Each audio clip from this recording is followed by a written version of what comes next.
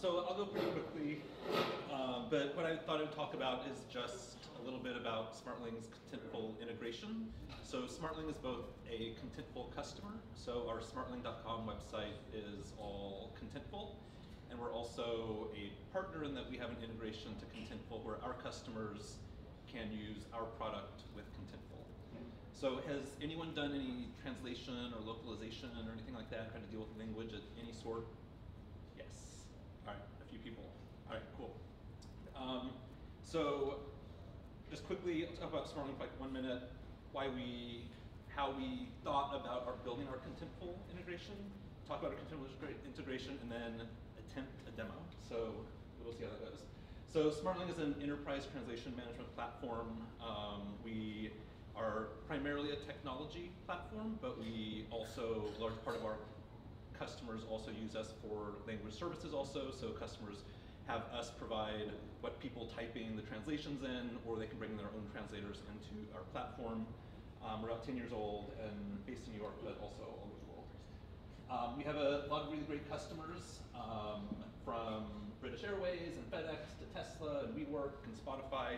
And as you start to get those kind of broad customers around, you can kind of see how there can be challenges about how people might use platforms differently. When you talk about FedEx, which is, whoever knows how long old it is, versus maybe WeWork, they have different levels of technology and different types of things that they're doing and how they might want to translate their content.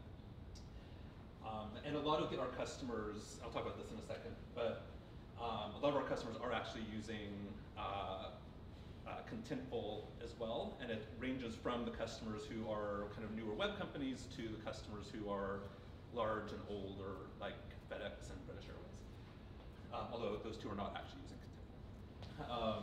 So in just talking a little bit about our platform, it is pretty expansive, and that is really to support all of this breadth of customers. So we have things like, we have to parse everyone's files. So you can imagine someone has content in JSON, someone has content in XML, their iOS files, their Word documents, their InDesign files, their Photoshop files. We have to parse all of that content, get it out, and return it to them in a language. We also have tools for mobile apps. We have a bunch of APIs, people build their own integrations. Companies like Shopify will send 20,000 files in every 30 minutes that contain content that needs to be translated. So we parse out all that content, put it into our platform, get it translated, and send it back to the customer, in this case Shopify or Spotify. And then we also have what we call our global delivery network, which is a proxy system. If you're familiar with Akamai, it's essentially a layer that in real time delivers people's websites for them. So we serve about 10 billion page views a month through our proxy system, through our delivery network. Companies like British Airways and WeWork use that to deliver their localized sites to them. And that's where you can think like a company like FedEx, for example, or British Airways, they have all of these, their systems are forever old. They have all these integrations from things where you get your rent-a-car, from their like priority pass or whatever they call it system that was designed 10 years ago by Deloitte, and all of these things are coming to an integration. And it's in all these vast different systems, and this layer really lets them translate their entire site from the checkout flow, people buy tickets, to where they manage their account balances, in a really easy way where they don't have to extract all this content out. So that's the delivery network. And then underneath there's the platform where people log in, kind of manage things and check on things.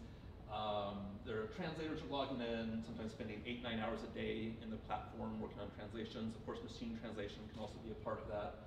There's different analytics, there's kind of a marketplace, there's a vendor portal, so there's all these different things that kind of go into making the language happen on people's applications, websites, and banners, and whatever it might be. I'll get back to that in a second. We also have a lot of integrations that we maintain and manage, from things like maybe a GitHub connector to Adobe Experience Manager and Sitecore, Oracle, and then things for mobile apps. So there's a lot of things. Wherever people's content lives, we need to be able to access it and get it out and get it translated and put it back wherever it belongs. And then, of course, Contentful. So why Contentful? So we started hearing about Contentful probably the summer of 2017. Started to hear it from a few customers or a few prospects, and then in November and December of 2018, we're like, oh, we really need to start building this. And by the time we started deciding that we wanted to build it, we already had, I think it was around 10 customers or so who were starting to use Contentful. And we had another kind of 89, what I'm told, in the sales pipeline of people who were evaluating Contentful for use in their own companies. So that's a really important piece. If we can integrate to Contentful, then we can help them translate all the stuff that they are going to translate. And with Contentful, it's pretty easy to use, and it's really developer friendly. So it allows us to build a pretty easy integration without having to install something in someone's data center or server or whatever it is. And when you think about things like Adobe Experience Manager, where it's someone's installation installed somewhere, then we have to build something that installs in their software, which makes it infinitely more complex. Or you think about things like Marketo or Eloqua, which are 10 years old or 15 years old and barely have REST APIs to integrate with. So it becomes infinitely more complex. And we're looking at Contentful. They already had all the things necessary to support an integration for Smartling. So whenever we look at how we're going to build a connector, one, or an integration, is it first, do we have customers? One, is it hosted or installed? Do we have to install it somewhere in someone's data center, or can we host it ourselves and maintain it? Although Contentful now does have ways to build things into their application. At the time, I don't believe they did. Do they natively support language? Contentful from the get-go natively supported language, which is huge. Otherwise, you end up putting something inside someone's system and like renaming it FR or French or something, which is not easy to manage.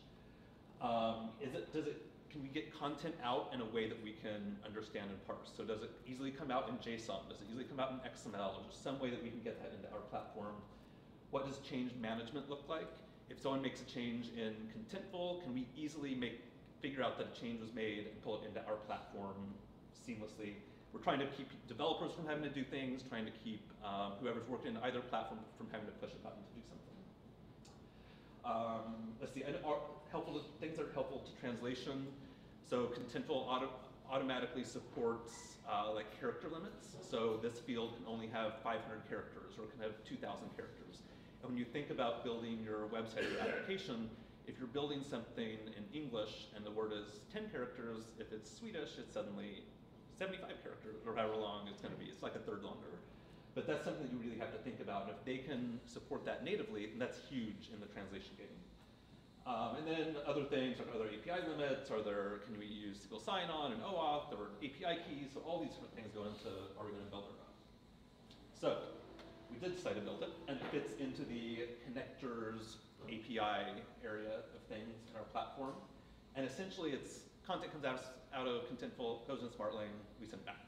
Like at the end of the day, it's simple. Then it does get like super complex when people start making changes in one place or the other, and they don't want to override it, and all these types of things.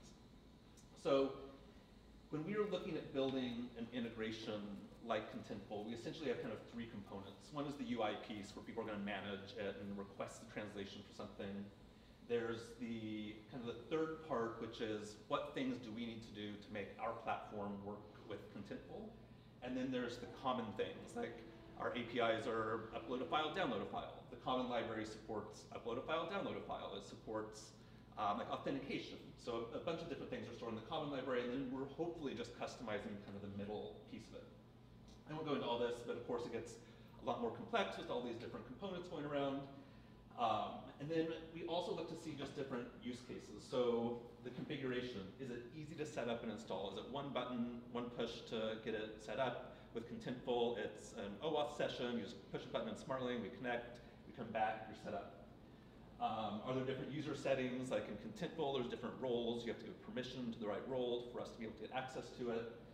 Are there ways to bulk submit content or individually submit content? If someone just wants to translate their whole website, they don't want to go through and push like 1,000 different buttons to try to translate 1,000 different components or pages or whatever they might have set up. Are there ways to resubmit it? Are there ways to automatically get the content out of Contentful and into Smartling and back again? So trying to create a really seamless loop. And then things like Smartling supports callback. So as soon as something is done in Smartling or something is done in Contentful, we can automatically ping the other and tell each system to submit new content and retrieve it back automatically. And then some secondary use cases, like if there's a scheduler or can you bulk download or bulk submit. So there's a bunch of things that we try to support with that. So I won't go through this too much. Again, this is sort of what we think about our common library. Locale mapping is kind of an important one. Like in French, the customer Smartling may have set up French as a locale code would be FR for French France, but in Contentful they may have just set up FR. So that's not really a match. So we need to be able to have a mapping between these different locale codes so we know where to put things. And in Contentful they may have also set up FR and then also FR. So we need to make sure that we have this mapping so we're putting content back in the right places. And then also on the Smartling side, we want to make sure that we're able to reuse content and re-leverage content that's already been translated. We have the right style guides and glossaries and spell checkers and all these types of things in place so that we can make sure the content is correct. I'll talk about context in a second. Third-party library. So a few things that we also have to make sure that we support. I have file directives here, but that's really something like if someone has a placeholder, so maybe it's going to say, hi, Andrew, or something, and Andrew is a placeholder, we need to be able to recognize that that's a placeholder, not something that can be translated. So we preserve it in our platform so it doesn't get changed. So we have to make sure that there's kind of this kind of mapping of things that might happen in Contentful for things that happen in Smartling. And then change management is a huge one. You can imagine someone, they're working on their website, they just got the French translations back, their coworker speaks French, and now they're like in Contentful making a change in French, and then in Smartling, we don't know about that change, so then we're gonna push an update back to Contentful and override whatever change they made. So there are ways to deal with change management. Can you override things? Is there locking? Or there's a whole bunch of things that might go into change management. And then on the Smartling side, I'll show this, just the interface that people are going to use to manage Contentful. I won't go into that, but basically there's a lot of decisions that are made along the way. And when you think about putting content into translation, there's an expense to it probably. Someone's probably going to pay for it. So someone might need to authorize see a cost estimate. They might need to authorize it. We might be able to apply content that's already been translated to the content that already exists. There may need to be a whole bunch of review steps from internal people, from external agencies, from all these different things that might go into the translations. And then when it's published, do we send it back automatically? Is there a callback or a polling or something that's going to try to retrieve this content from Smartling? I won't go into that either. And then even just thinking about how you might map Contentful to Smartling, and they've actually changed their ways since we first built our integration as far as recommendations as to how you might use spaces versus not spaces. And I think when we first built our integration, Contentful had, and we love Contentful, but they had a way that was, you basically had separate accounts, and they had a syncing mechanism that would sync between accounts so that you could have a staging environment and a production environment. And then along the way, they kind of changed things. So as we started working with more customers, we needed to figure out how we could actually map things to maybe different projects in Smartling. And then kind of the big extra thing, and something that Smartling has spent a lot of time working on, we're really good at, is context. And Contentful is difficult to get context because we don't actually know where that content is going to show up, and Contentful doesn't know where that content is really going to show up. So the right side has context, and the translator can actually see what their content looks like. And if they're typing, they can see it's going to break the layout of the page. They see it's going to fit. They know they're typing home instead of someone's house. There's a bunch of things you get from context. We have a lot of different ways to capture context, even for Contentful. But it is something that is extra, and we always try to want to make sure we can get. All right, demo. I will attempt demo, which is always scary. All right. Let's make sure I'm still logged in to everything. Everyone's familiar with this. So this is Contentful. I made this page a couple hours ago, this piece of content. I just put some kind of blank text in here, and then it also has German associated with it. So that's Contentful. And if I go into Smartling, make sure I'm still logged in. So right now, this is in the Smartling platform. This is where customers would come in and they would be able to see a bunch of things like, has it been translated in Smartling yet? The last time it was updated in Contentful, all their spaces will be listed here. They can search by language, all the different content entries, all the things that you would see in Contentful, you can now see in Smartling. And I'm going to search for one that I had. So this was the widget thing I made. So I'm going to request translation. I'm just going to do it for German. And then things like related entries. Like, you can have all these related entries that could go on forever and ever and ever. And where do you draw the limit on that? But right now, I think we limit it at 10,000 or something. So we can make sure that if someone is translating a piece of content, that they're really getting all of the content that they think they're going to translate. So I'm going to authorize this. Right. And then hopefully all my windows still work. All right. So then this content is now in Smartling. This is what Smartling sort of looks like in this demo environment. And then I'm just going to add some machine translation. Oh, see, this one has character limits, which is great. So this may be what a translator would see, and you can imagine, like, we're creating this kind of fake context that says the name of it, but if this is your website, then you would actually see the website. Right. I'm just going to submit everything. They didn't do this one.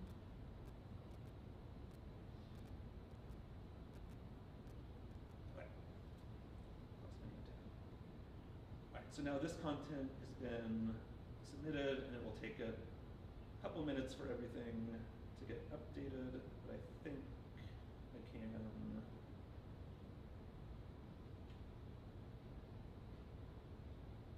I think I can just force it to go. We'll see what just happened. All right, so, did it already do it?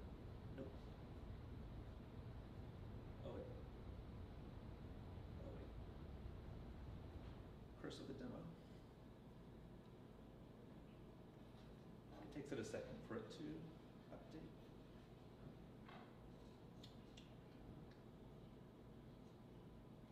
Slowly but surely.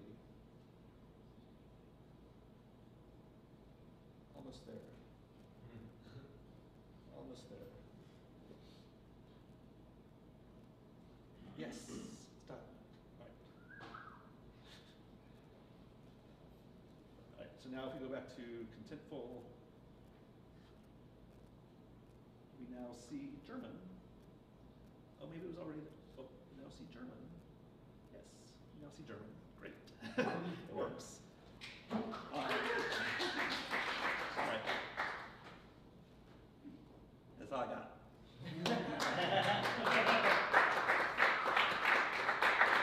Any questions, ideas, suggestions? Can you do translations for image overlays? Is it in the image? No, it would be like an overlay, but it would be, so we use a service called ImageX, and it allows us to do image overlays. Yep. Yeah, for sure. Yep. Yep. So, with your integration, you can limit. So in Contentful, you can limit locales, right? Like for internationalization. Yep. So do you automatically integrate with like content limiting? Content limiting. So there's a feature, right, for content limiting, like within some locales you can limit what's shown and what's not shown in Contentful. Is that something that you also integrate seamlessly, or I also have to manually limit that? I have to manually limit that within your translation. yeah, so we only know what Contentful sends us. Also, so it goes to Contentful first. We go to Contentful and we pick out the content. So if there are rules set up for what should be localized or not localized, and every field in Contentful has a localization required or something. So we look at that, and if there's other fields around localization, we would check those as well. Yeah. Oh. Yep. Yeah, and even thinking about things like the rich text box that is the new thing for Contentful. Like that's something we're still working with and integrating with. There's a Jira ticket now to kind of deal with that. But as Contentful keeps making updates to their platform, which is great because they do, then we also need to support all of the new things that Contentful is doing. Ultimately, our customers will use all of it, probably all of it wrong. But it is things that we have to support. Are there ever, in terms of language, there's always new words being introduced, new ways of talking about things, in like slang, for example. Do you ever incorporate that, or do you have systems in place to address that might come out of the ordinary? So, I mean, the people doing the translations would know that. Everyone has, all of our customers, they should have glossaries and style guides and different ways that people should know how to do the translations. For our own language services team, like we offer translations as well as people can bring their own translators or whatever they want. For our own language services team, we make sure that the translators do know the right things they should or should not do. They go through a test, we put them through all these things to make sure that we are always getting the highest quality for our customers. For other people, they probably do the same thing, but it would really depend on what the customer wants their translations to be like. Yep. I guess like with the Contentful integration and other platforms, do you consider like Smartling to be the source of truth for translations, or do you consider the CMS to be the source of truth and you're just facilitating the translation? We're the source of truth, yeah. Which is part of the tricky part a lot of times, because people think they want to go into their CMS to make a change, but in Smartling, like we maintain, of course, all the translations that have happened, and for most of our customers, all of our customers that use Contentful, they use Zendesk, they use Eloqua, they use some other CMS, they use a whole bunch of different platforms, and we're reusing the translations across all of those different platforms. So you translate it once in Contentful, or you translate it once in Eloqua, then we're going to try to reuse it in other cases. So if we should be the source of truth for all of the translations. It will save you time and money in the long run, and quality in the long run. And it is a tricky thing to have people understand, but it is important for that to happen. Yeah. Yep. What's like the most interesting use you've seen of people using your service, or like weird out of I mean, there's a lot of different kind of weird cases. I mean, I think that like we've had some extreme cases where we were translating sports scores for Fox Sports, and they had a feed that would just come into our system like all day long, and they had to be translated within an hour or something, like all these sports statistics and things. We also did when flash sale sites were a big thing. We did a lot of flash sale sites where they had to be translated in an hour or something. So kind of the speed stuff kind of gets to be crazy, but I mean, we've had some customers and some prospects, maybe some questionable sites at times, but with lots of money, and maybe they didn't quite become a customer, but I definitely was on a Pornhub demo, and we demoed that.